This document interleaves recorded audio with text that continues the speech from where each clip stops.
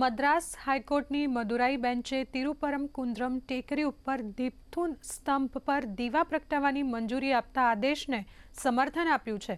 આ મુદ્દે તમિલનાડુની સરકારને આંચકો અનુભવ્યો છે। જસ્ટિસ જી જયચંદ્રન અને કે રામકૃષ્ણનની બનેલી બેન્ચે જણાવ્યું હતું કે જ્યાં દીપથુન નામનો પથ્થરનો સ્તંભ ઊભો છે તે સ્થળ પર ભગવાન સુબ્રમણ્યમ સ્વામીનું મંદિર છે।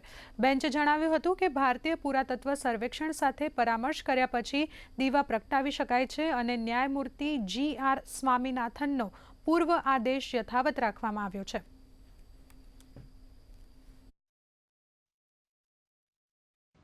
The Honorable Division Bench has said that the lighting of lamp is a must and it has to be lit at the top of the Tirupparamkundram hill.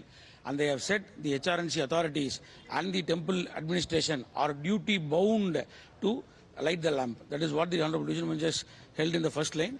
And then they have also said that the lighting of lamp should be done by the Devasthanam or the temple authorities alone and no public should be allowed.